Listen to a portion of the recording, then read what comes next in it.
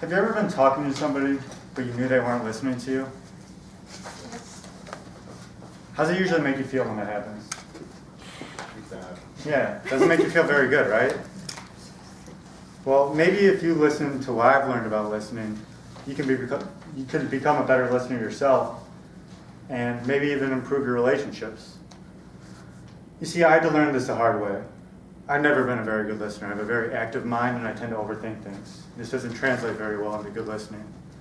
For example, right now I'm not thrilled with my career path, so I'm volunteering places to try to find something I'm passionate about and meet new people. One of the places I decided to volunteer was an organization that pairs volunteers with elderly people to provide them with companionship. So I get to the orientation for the volunteer, and you get partnered up with another volunteer to talk to them, and as an icebreaker activity, you go around the room and introduce the person to the group.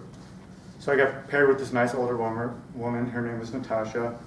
We talked for a few minutes, and when it's my turn to speak, I said, "Hi everybody, this is Natasha. She joined this group because she believes in care and respect for elderly people." And then very confidently I said, "And fun fact, she used to play basketball overseas semi-professionally." Everybody in the room oohed and ahed. I followed up my introduction. A curious volunteer followed up my introduction. "Oh, that's really cool, you play basketball overseas. What team did you play for?" Natasha replied somewhat dishearteningly, "I never played basketball overseas, but my husband did." You know the feeling after you embarrass yourself in front of a group of people, and you kind of wish you had like a turtle shell you could like stick your head into? Well, that's exactly how I felt at this moment. I was embarrassed, criticizing myself in my head. I'm too self-centered. I need to become a better listener. It wasn't the end of the world, but it stuck with me. How can I become a better listener? Then I remembered a book I read a couple years ago. It's called How to Win Friends and Influence People by Dale Carnegie. Have any of you ever read it? Yeah. If you haven't read it, I'd recommend reading it. If you have read it, I'd recommend rereading it. It's a brilliant book, and I discover something new every time I reread it. But there's a principle in there on listening, and the principle is stated as become genuinely interested in other people. And I like this because it's not a cheap trick. It's not pretend to be interested in other people so you can get what you want out of them. It's be genuinely interested in other people. Okay, so I have my new principle. How can I put this to test? Just so happens, a few weeks later, as part of my journey of self-discovery, I went to another organization. This organization is called Better Angels. It brings the two sides of the political spectrum together to have civil discussions about politics. Something I'm definitely interested in, so I decided to attend one of their skills workshops to see how they work. As luck would have it, one of the skills that they were teaching was listening, because sometimes when people are having political discussions, they don't listen to each other. So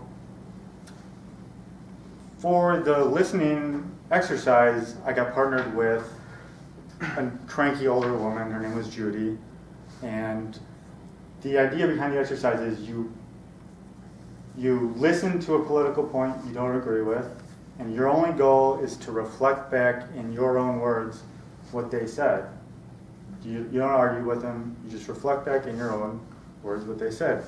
A wise man once told me this is called mirroring. So we start the exercise. I decide I'm going to be the first listener. She's going to talk first, and she's talking about immigration, things I don't agree with necessarily, but I noticed that when my only goal was to be genuinely interested in what she had to say and reflect back what she said in my own words, I listened a lot better. So she talked for a few minutes, and after she was done, I said, "Oh, okay, Judy, so you're concerned about the financial and security risks that immigration costs the United States?" And she said, "Yes, exactly. You're a good listener." That's the first time that anybody's ever called me a listener. What struck me was not that she called me a good listener, but I never remember listening so effectively. But when I just mirrored what she had to say and I was genuinely interested, it increased my listening ability by tenfold. So you might be thinking, why should you listen to anybody? What do you get out of it? Well, you can avoid embarrassing yourself like I did. And this time it might be in front of your boss or your father-in-law, a much higher stakes situation than I was in. But also, I noticed that when I'm less self-centered and I'm more focused on other people, it improves my relationships a lot too. And it can improve your relationships as well.